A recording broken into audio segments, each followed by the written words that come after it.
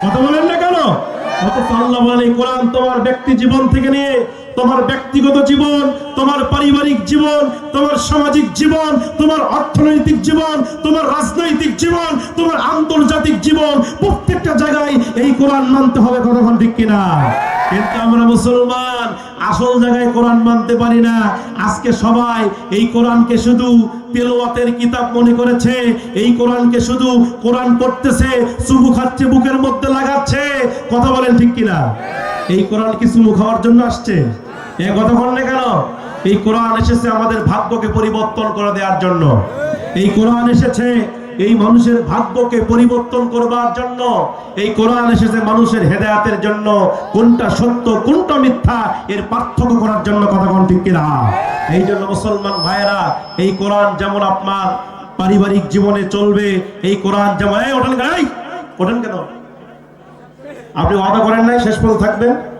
এই কথা বলেন না কেন? আপনি তো ওয়াদা করে দিন শেষ পর্যন্ত থাকবেন, উঠতেছেন কেন? কয় নাম্বার লাগছে? কথা বলেন না কেন? এই কথা বলেন না কেন? আমাদের বাঙালি জাতির বদ অভ্যাস হলো যে কোরআন শুনতে এলে ওর পেশাব লাগে, কিন্তু মমতাজের কনসার্টে গেলে ওর পেশাবও লাগে না। কথা বলেন না কেন? মশা কামড়াইতে কামড়াইতে ওর পা ফুলে ফেলা দিছে, তারপরে কইছে মশা কোনটি? কথা বলেন না কেন?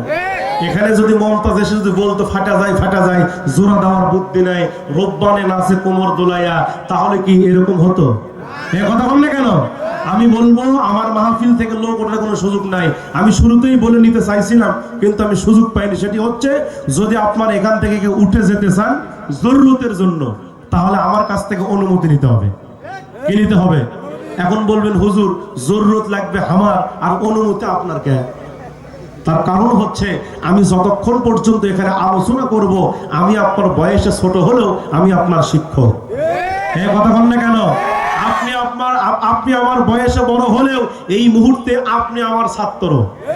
মাদ্রাসায় যখন শিক্ষক ক্লাস নেয়, ছাত্র যদি জরুরত চাপে, ওই ছাত্র কি শিক্ষকের অনুমতি ছাড়া বের হতে পারে? যখন বের হতে পারে, শিক্ষকের কাছ থেকে অনুমতি নাই, মুখেও বলে না, খালি হুজুরের সামনে কয় হুজুর কয় নাম্বার, জোরে কর। শিক্ষকের তখন বুঝতে দেরি হয় না, এর জরুরত চাপছে। হঠাৎ করে ছাত্র ক্লাস করতে করতে শিক্ষকের সামনে কে করছে হুজুর কয় নাম্বার, কয় নাম্বার। এবার শিক্ষকের বুঝতে দেরি হয় না, এর আর ছোট জরুরত চাপে নাই, এর চাপছে বড়টা। এই কথা বল না কা? এই জন্য আজকের মাহফিলেও যদি করে জরুরত চাপে, ছোট লাগলে এক আঙ্গুল তুলবেন। কয় আঙ্গুল তুলবেন? জোরে কোন কয় আঙ্গুল? ছোট লাগলে এক তুলবেন, বড় লাগলে দুই তুলবেন। রাজি আছেন তো? ইনশাআল্লাহ রাজি আছেন তো? আবাজান এরকম হয় না। গত বছর এক মাহফিলে গেছি, ওয়াজ করতে করতে যখন বলতে ছোট লাগলে এক তুলবেন, বড় লাগলে দুই তুলবেন, দেখে এক চাচা তুলিছে 3 আঙ্গুল। কয় আঙ্গুল? আমি বললাম চাচা না কাছে আসেন তো, কাছে আসেন তো চাচা। এক বুঝলাম ছোটটা, দুই বুঝলাম বড়টা, 3 আবার কি করছে হুজুর? বলো আপনি বুঝবেন না, আমি আর টানবার চাই। এই কথা কোন আছে না নাই? টানার লোক আছে না নাই? এই বাঙালি জাতি এত টানে, সাদুল্লাপুরের ভাটাও ফেল। কথা কোন লেখা? এই বিড়িখোর আছে না নাই? আছে না নাই? অথচ যে বিড়ি আপনি খান, এই বিড়ি যে তামাক পাতা দিয়ে তৈরি হয়, এই তামাক পাতার মতো নিকৃষ্ট কোনো পাতা নাই। কথা বল না কেন? গত বছর কুষ্টিয়া জেলায় দৌলতপুর থানায় আমার মাহফিল। আমি গাড়ি নিয়ে মাহফিলে ঢুকতেছিলাম, দুই পাশে তাকিয়ে দেখি পুরো মাঠ জুড়ে তামাক পাতা। জনগণ কি পাতা? পুরো মাঠ জুড়ে তামাক পাতা।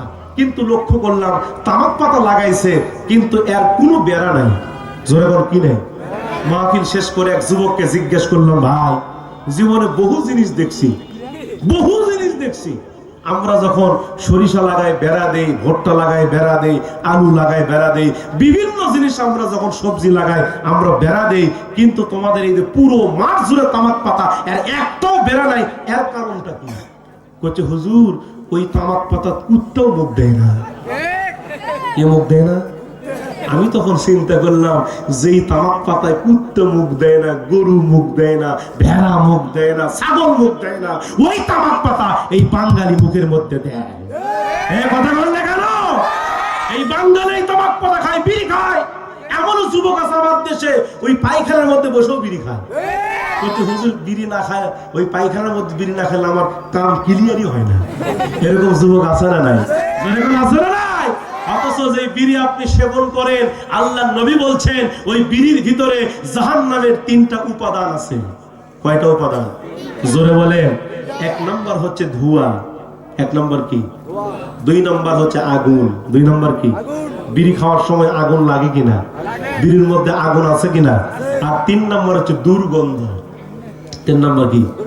বিড়ি কি সুগন্ধি না দুর্গন্ধি? জোরে বলে। এই বিড়িটা দুর্গন্ধ খাবার, অথচ এই বিড়ি এই বাঙালি মুসলমান খায়। এই জন্য আপনাকে বিড়ি, সিগারেট, তামাক, জর্দা থেকে বেরিয়ে আসার দরকার আছে না নাই? যদি কোন আছে না নাই? যদি একজন মানুষ যদি এখানে নিয়ত করেন, হুজুর জীবনে বহু টান চানছি, জীবনে বহু বিড়ি খাইছি, বিড়ি খাইতে খাইতে জীবনটাই শেষ করে দিছি, এরকম যদি কোনো মানুষ একটা বার যদি আল্লাহর কাছে নিয়ত করেন, হুজুর বহু বিড়ি খাইছি, আজ থেকে আর বিড়ি খাবো না, আজ থেকে আর বিড়ি স্পর্শ করবো না, যদি এমনটা নিয়ত করতে পারেন, আল্লাহর কোরআন হাতে নিয়ে বলছি, আজকের এই মাহফিল শেষ হতে দেরি হবে, কিন্তু কবুল হতে দেরি হবে না। কথা বলেন ঠিক কিনা? এই যে মুসলমান ভাইয়ের আমার, এজন্য ওটাওটি করবেন না তো, ওটাওটি করবেন না তো। আমি কোরআন থেকে আলোচনা করতে এসেছি ভাইয়ের আমার, যেহেতু আলোচনার মাঝখানে বক্তব্য দিতে গেলে আলোচনা গোছানো কষ্ট হয়, ঠিক কিনা বলেন? এই জন্য মুসলমান ভাইয়েরা আমার আসেন, আর ভূমিকা নয়, সরাসরি আলোচনায় ঢুকতে চায় আমার মুসলমান ভাইয়েরা। এই কোরআনে আল্লাহ পাক সব বলেছেন।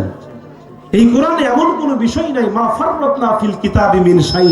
আল্লাহ বলছেন এমন কোন বিষয় নাই, এমন কোন সাবজেক্ট নাই যেইটা আমি আল্লাহ কোরআনে বর্ণনা করি নাই। সুবহানাল্লাহ বলেন। এই কোরআন খুলে দেখেন, এখানে চন্দ্রের কথা আছে, এই কোরআনে সূর্য